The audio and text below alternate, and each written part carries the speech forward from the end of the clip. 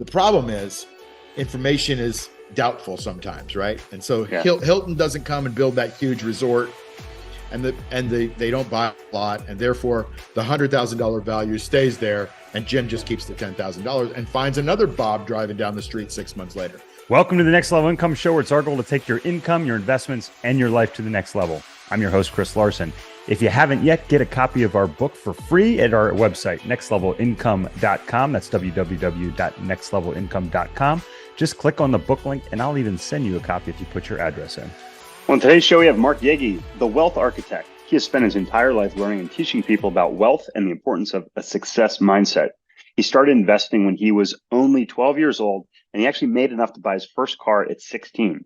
He started and later sold his Wall Street software company, the company that ushered in after-hours trading, and then retired, where we don't like here at Next Level Income. But he retired at the age of 39, not before growing the company from nothing to over $30 million enterprise. And along the way, he garnered awards as Small Business of the Year, the Florida 100, Inc. magazine Fast 500, which recognized the fastest growing companies in America.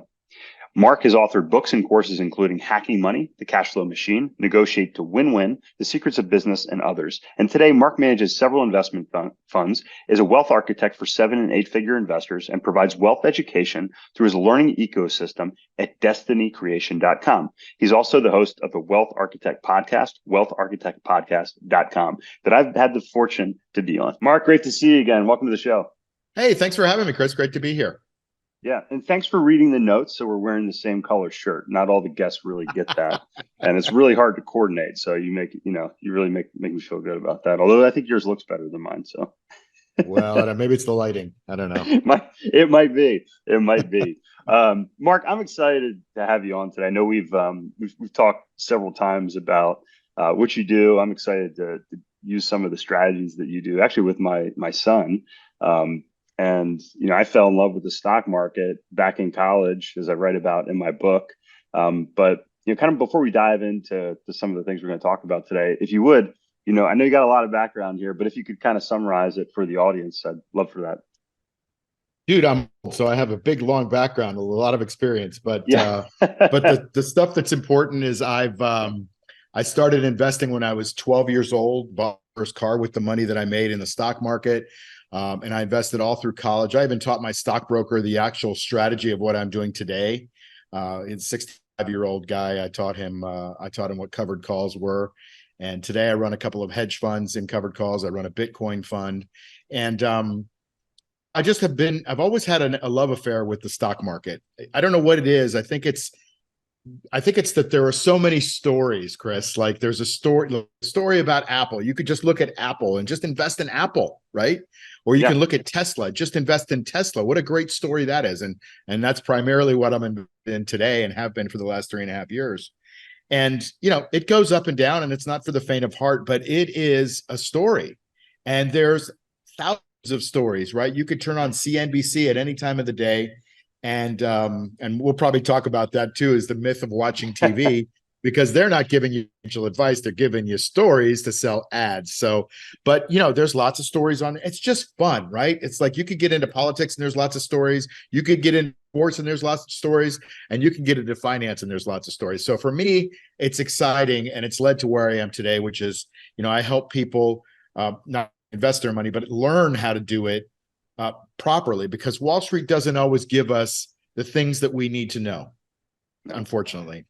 Yeah, no. And, that was one of the things I enjoyed during our first conversation is, you have a lot of the same kind of topics under your mission with your company as we do, which is really to help not only educate people financially, but also help them, get to financial independence. But if you wouldn't mind sharing, you're saying there's 3 things that you tell people that they need to never let go of.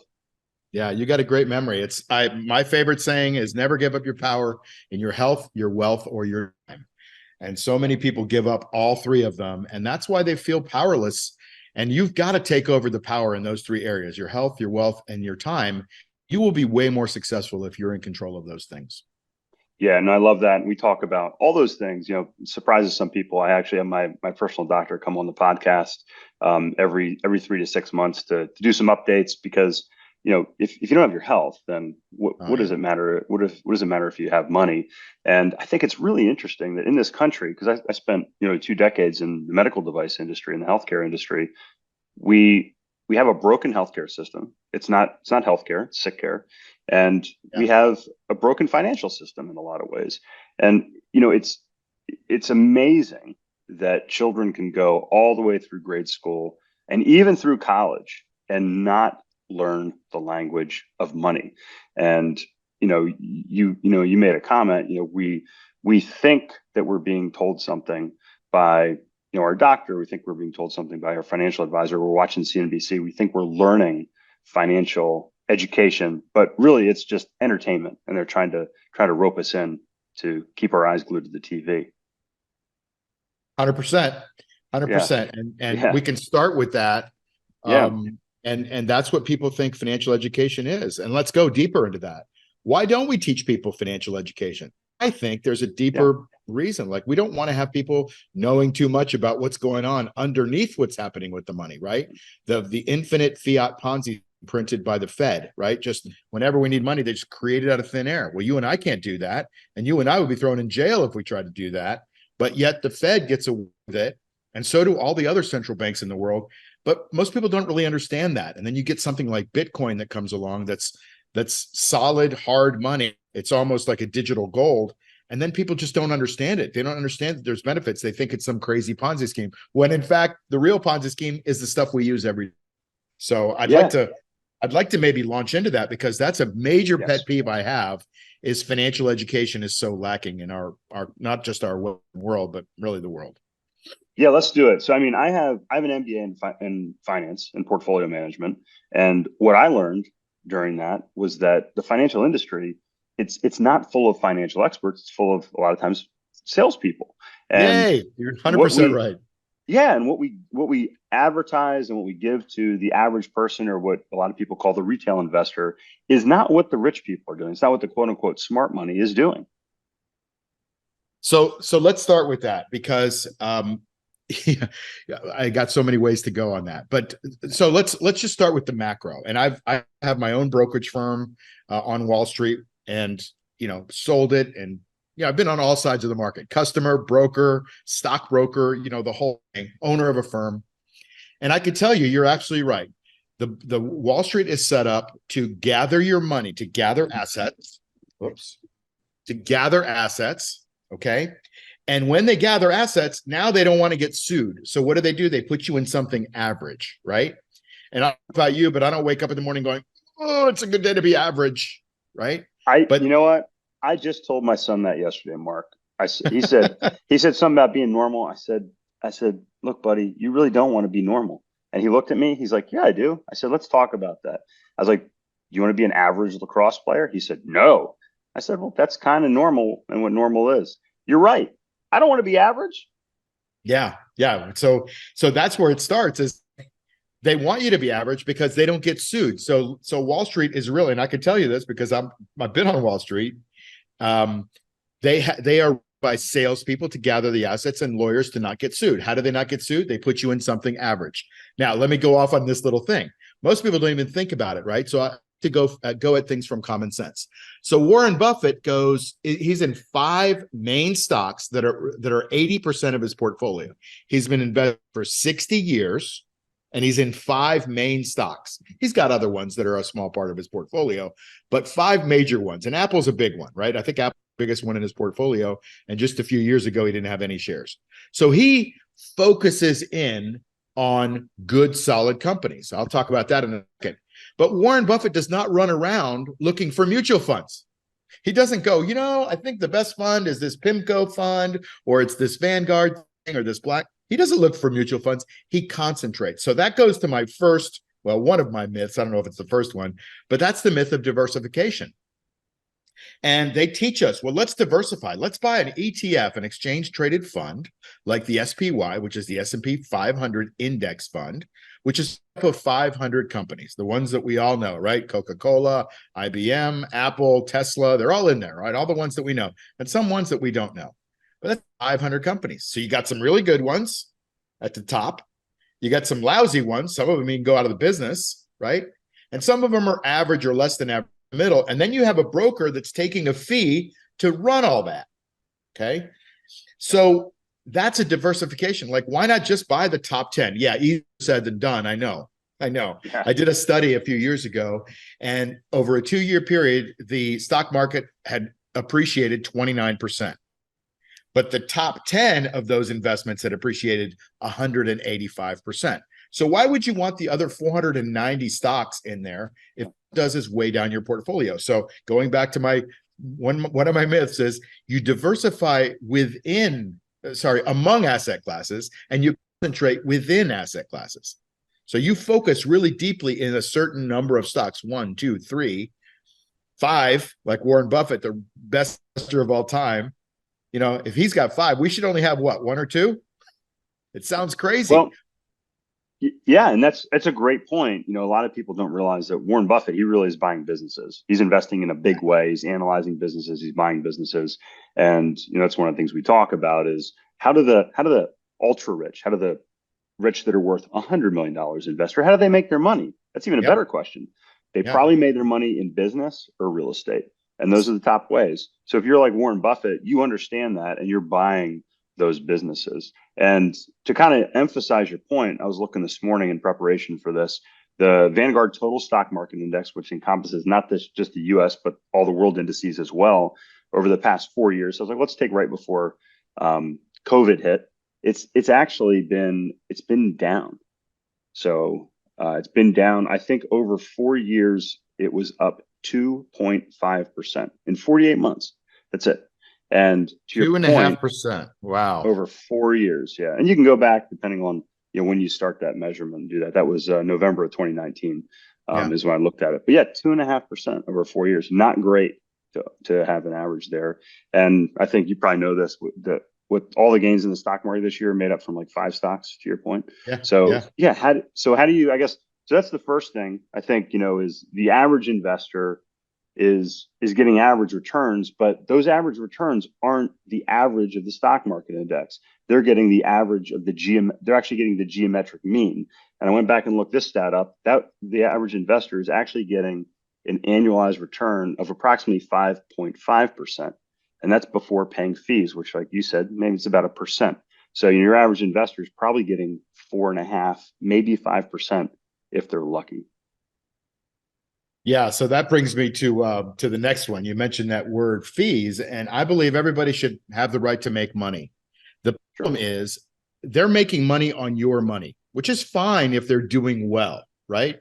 So I don't know if I'm aligned with the way that funds and Wall Street makes money, is that they make money no matter what. So you might get a wrap fee or an asset management fee, they call it, of let's call it 1%, like you mentioned. So you give your $1 million to your broker, and every year he gets to make $10,000. He charges you 1%, whether your account went up or whether it went down.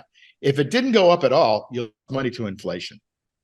And I'll get off on a tangent on inflation in just a second, but you know, you're losing money to inflation, but the broker's still making his 1%. Now he's putting you into average investments because he's pooling the money, and he's saying, well, we need to have diversification in large cap stocks, bonds, and maybe some gold stocks. And he's got you way over diversified so that you get a muddled up portfolio, if you put it all together, of maybe 5 or 6%.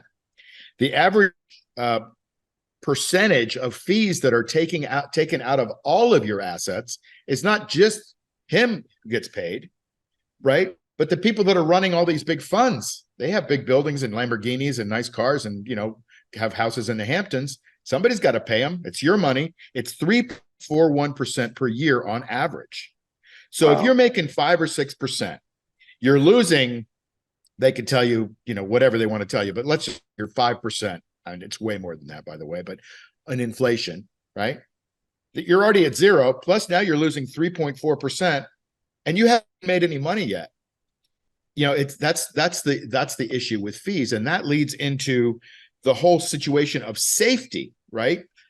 I was growing up and helping people manage their money. I learned that you should take 100 minus your age and put it in growth.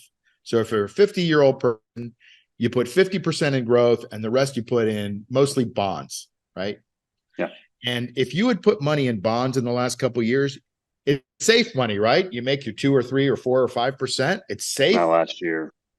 Bonds are down 50%. Yeah, That's they not got very hammered. safe. Yeah. So that's Yeah. the other myth, is the safety Yeah. in addition to that diversification. Yeah, the 60-40 portfolio, quote unquote, broke last year in 2022, Yes. which surprised a lot of people. And that's why we're getting more interest in the alternatives, because it's like, well, hey, where can I get yield in this environment where actually bonds are now paying a decent yield compared to what they have historically. But yeah, it's not always as safe as we think it is, especially if you're heading into retirement. And if inflation's double digits, if you're getting 5%, it sounds pretty good. But if inflation's 10%, that ain't so great either. So Yeah. Mark, I think again, Wall Street is not what a lot of people think it is. And financial advisors, by and large, are salespeople. There's some good ones out there. There's RIAs. There's different people Yeah. that are fiduciaries that actually are responsible to you first and your money first. Actually, do you mind sharing like what a fiduciary is versus just what a typical stockbroker is for the audience? Well, I mean, a fiduciary really goes at it by, like you said there, Yeah. they're supposed to be looking at it for your whole financial well-being, right?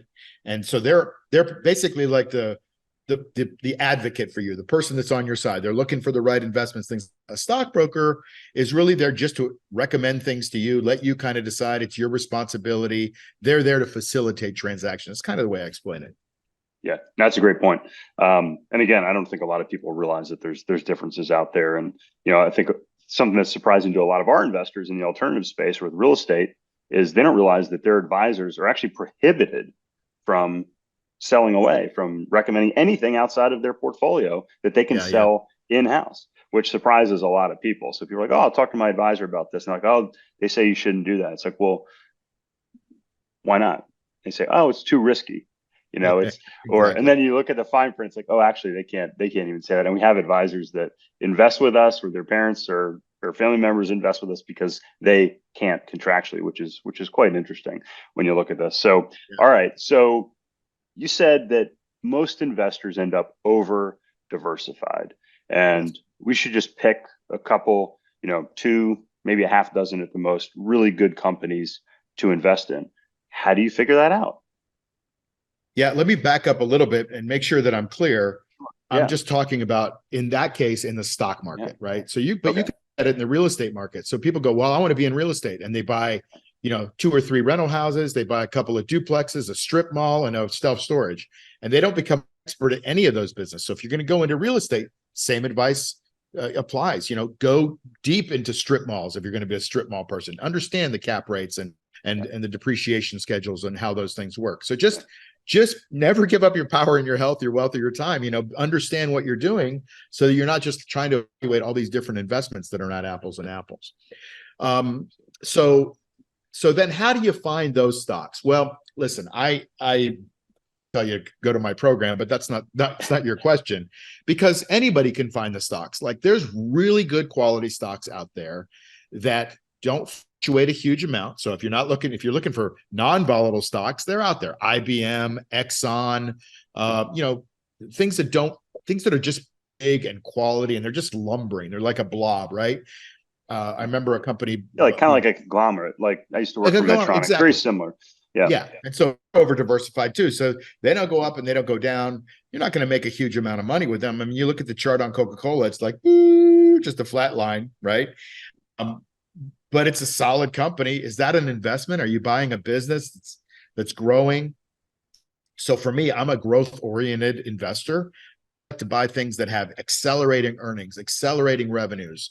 Don't lose money. Our leaders in their field have a huge amount of institutional ownership, so they hold up when the stock market goes down, because those big mutual funds kind of can't have a lot of trouble getting in and out of stocks. So you want big money. So I like to buy quality. Now, we can get a little bit, esoteric on what quality is, but I think if you got a company that's opening stores or selling more widgets, or has the newest technology, has good management, great. I mean, I had a friend of mine that used to invest in pot stocks, right? And I'm like, why are you investing in pot stocks? Well, it's going to be legalized. Okay, what if it isn't? And it was-ish. It wasn't legalized federally, legalized in a few states. And these companies that were waiting for the legalization weren't making money. And so the pot stocks, one of them I remember went from like 45, $50 down to $2. These aren't quality companies. They weren't making money. You need to be in a company that you would want to own, that you'd want to be invested in. Back to your thesis about being invested in business like Warren Buffett. Today's show is sponsored by Money Insights and their investment optimizer strategy. In my book, I share how I use this same strategy starting over a decade ago to invest my money in two places at one time. This strategy has been used by the wealthiest for generations for estate planning, minimizing taxes, preserving wealth, and increasing stability for their investments. Now you can do the same thing. In addition, you can build a plan to build an emergency fund, pay for college, fund a business, plan for retirement, and ultimately optimize your total financial picture. To find out more information, check us out at the banking link at nextlevelincome.com.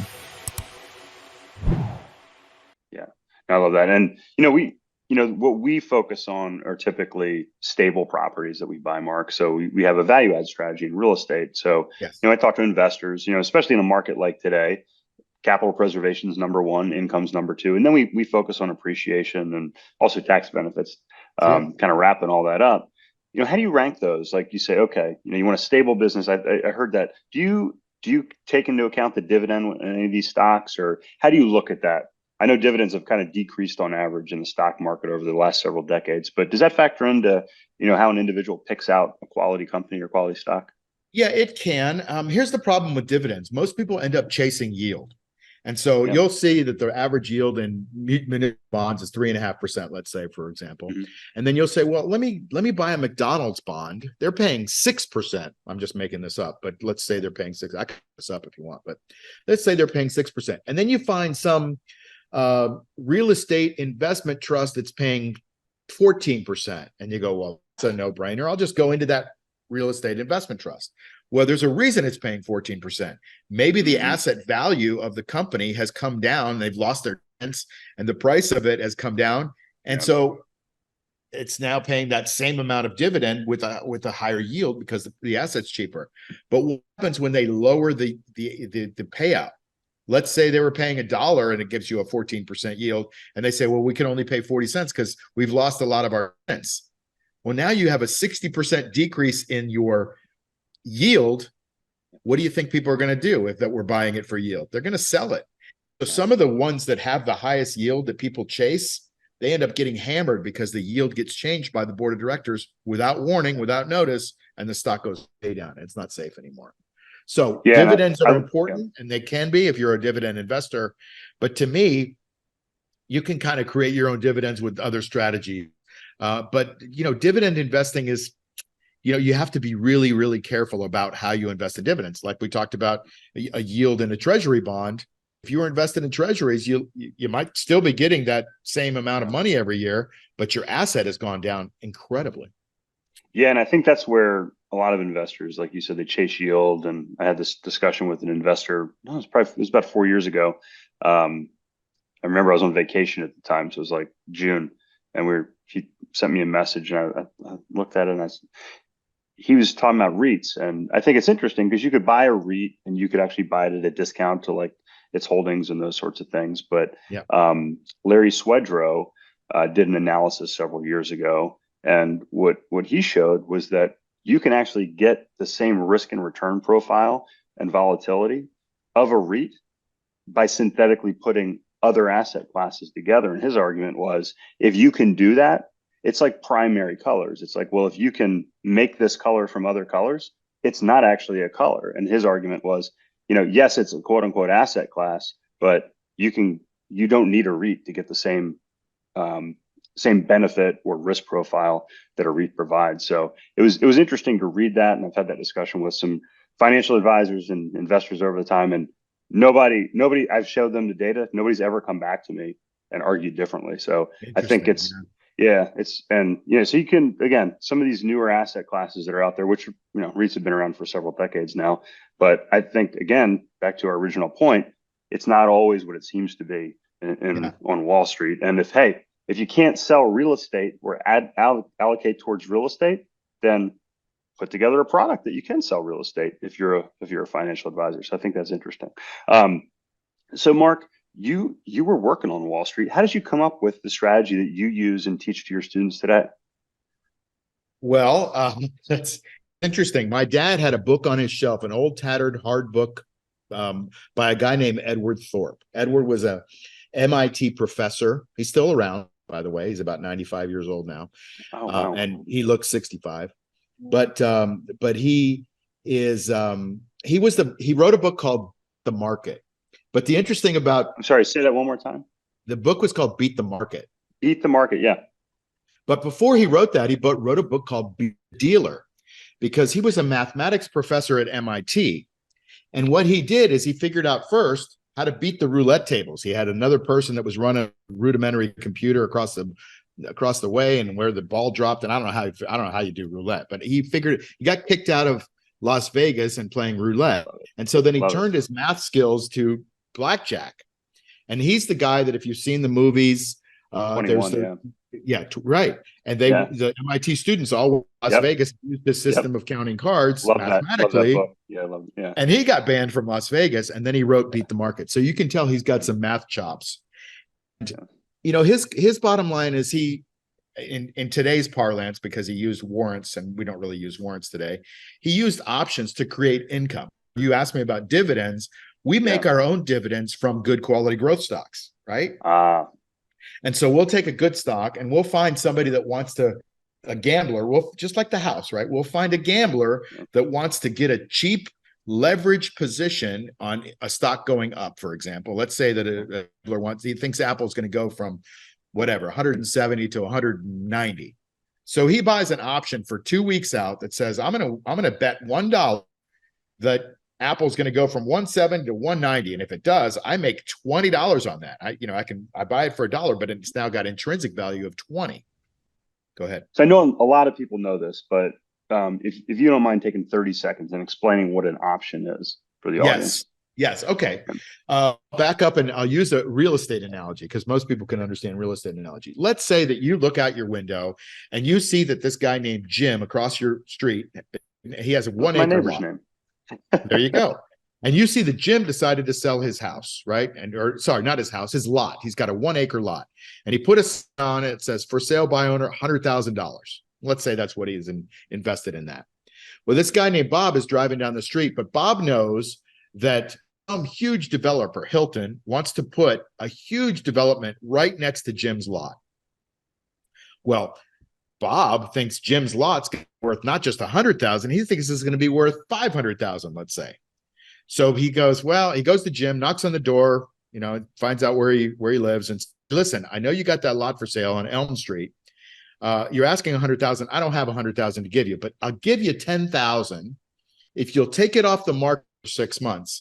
And anytime in the next 6 months, I can buy it for 100,000. I'm gonna take an option to buy your property for $100,000.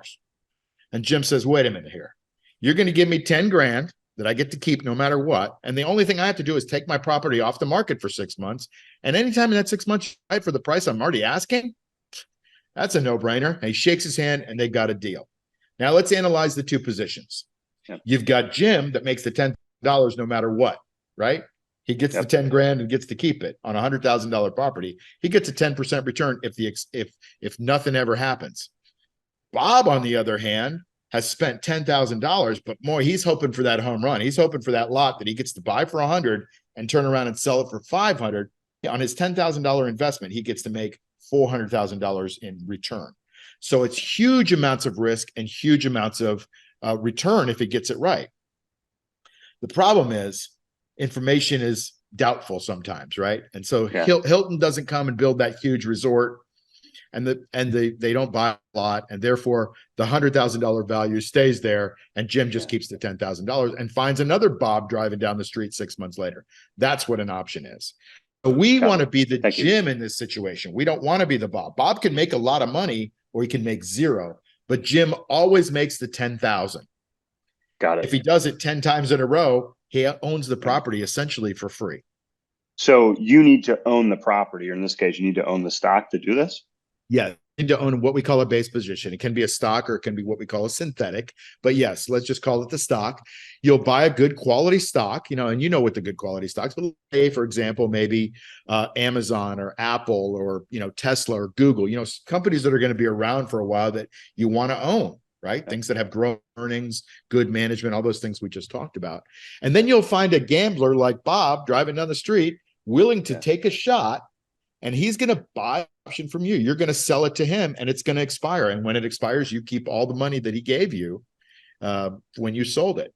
And so that's really the strategy. It's very simple. Buy the stock, sell the option, and do it over and over again. Gotcha. Now, I know a lot of people are thinking, well, what if Bob comes back and says, I'll give you that 100,000. So you have somebody that says, hey, we need that stock. How does that work? So it automatically happens in the stock market, in the broker business, when your stock is above your strike price. So let's say you buy Apple for $100, right? And Apple goes and Bob has bought $105 call, right? And you sold it to him and you picked up $1. You made 1% for a week, let's call it, right? But it went up $5. So Bob invested $1 and it went up $5. So now it's over $105. Anything that's over the $105, which we call the strike price, is over the strike price, the brokerage firm automatically takes your stock and gives it to Bob and gives you the cash value at 105. Gotcha. You don't lose any money. You end up actually making the money that you promised to sell it to him originally at. Perfect. So it's just the automatic trigger that takes place. Got it. Now, one of the things that struck me when I first started day trading, I said, what, is this really investing? Is this really investing, Mark? What is this really called? Like, is this an investment? Is this, what is this type of strategy called? Does it take a lot more time than just going and buying like an index or indices? Well, it does take some time to learn if you don't understand. I mean, just getting your brain around the concept of an option or call option, Sure. It does take some time. And so, there's free stuff you could find on the internet, free stuff on YouTube, people that teach you. I have free stuff. But I think let me talk about two sides of this. First of all, you can lose money in the stock market, even if you have an income strategy like this. My whole thing is based on Edward Thorp's probabilities theory. You get probabilities on your side. If you have earnings growth, sales growth, return on equity, good quality management, a great product, an uptrending market, you're getting probabilities skewed to your side. When we collect the premium, when we collect income from the option seller, we're getting another big chunk of probability on our side as well. But it doesn't prevent losses. So in that Apple example, you buy Apple at $100, you get $1 a week, okay? But Apple can go up and it can go down. If it goes down, okay, if it goes to 95 and you collected $1, well, instead of owning it at 100, now you own it at 99. Okay, so that's better. If you owned it for 10 weeks, you're still in the money. Gotcha. Now you have a basis of 90. And so what we try to do is we strip out, we own a good quality company. So we have 4 cornerstones. Let me just get back to it's easier to explain it this way. We have 4 cornerstones for our program. Our program is called the Cash Flow Machine. You're not really asking, I'm going to tell you about it anyway. It's the easiest way to explain this thing. Oh, I was going to ask if you didn't tell me. Okay. It's called the Cash Flow Machine. It's a covered call system. It's a system, and I'll get into that in a second. We go with 4 cornerstones. We buy the right the right stock in the right market at the right spot on the chart, because there's a couple of better spots on the chart to buy than just anywhere. And what we do is we squeeze the juice. We collect the premium from that seller. You put all 4 of those cornerstones together, we try to skew our probabilities up towards 70% chance of being right. And we're not always right for sure. And then we just sit there and we use the asset to collect a dividend, basically, and collect a yield on it from that gambler out there that wants to sell us that option, that wants to buy that option from us. So that's basically how we do it. Got it. Now, okay. So I think I understand you. But what if you're in a down or sideways market? Does this strategy still work? Yeah, so the strategy works, especially the way we do, and it doesn't always work. Like, there's times, and I've had a couple of rough years because I'm getting the juice every week. I'm still making the income, but the value of the account does fluctuate with the stock market. And so Gotcha. you have to realize, look, I'm in a stock like Tesla, I'm in a stock like Apple, and I'm not in it to be in it for the week or the month or the year. I'm in it for the long term. I'm in it because I believe in the company, just like you would normally invest anyway. The edge that we have is that we collect income, lowering our basis price. But that doesn't mean it protects all of the decline when it declines. You just have to have the tenacity to be able to stay in it. Now, we have in our system, we go really deep into covered calls, right? Deeper than any other system that I've ever seen. We've got, over 150 videos in our program. Some are bonuses and you don't have to watch them all, but the core strategy is 70 videos. And we try to analyze stocks going up, stocks going down, markets going up, markets going down, earnings, dividends dates, those things, and selling deep in the money to protect yourself when things are going down. There's a time to be really conservative, and then there's a time to push that accelerator when the probabilities lean in your favor. And so we try to do all that. There's no perfect system. It's just the best system that I've seen, and it only works over time. It doesn't work, if you're going to measure it at the bottom or measure it at the answer is it's probably somewhere in between there. We shoot for 1% to 2% a week, 2% to 4% a month. That's what we go for. We don't always get it. Sometimes we exceed it. About that. Love it. So Mark, I always want to talk more every time we're together here. But if listeners want to learn more about what you do, what's the best way to get your website, look into your courses and all the resources that you have out there? Well, thanks for asking. We'd love to have new people. My goal is to try to expose as many people to financial education as possible. So whether you do it with me or you just start with the rudimentary David Ramsey or Susie Orman book, or get your book, these are all good things. And as long as you start to look, we use money every day, right, Chris? Shouldn't we know about it? Just get exposed to it. And if you're already exposed to it, now get even more educated. Start to hone in on what you really want to do. But to answer your question, you can find out more at cashflowmachine.io, cashflowmachine.io. And, we got all kinds of information there. And we have a program called Regular Paychecks. It's an ebook. You can download that. It's a bribe to get people's email address, right? But if you give us your email address, then I send interesting stuff every once in a while. And but you get that free ebook called Regular Paychecks: How to Take Regular Paychecks Out of the Stock Market. So, Mark, I've been on your email list. Entertaining emails. Love your story. Love your mission. That what you're doing. If you want to learn more about that, you can find the links down here in the show notes. If you're listening, check out the show notes on podcast. Mark Yegge, thanks so much for joining us today. Thank you, Chris. It was a lot of fun. We didn't even get to talk about the Fed or anything really fun like that. We'll do that next time. We'll have to bring you back on and we'll really dive into that. Absolutely. Yeah. Thanks Look again. forward to it. Thank you. Hey, Chris here again. I hope you found this episode valuable. Now, I have one more thing to gift you.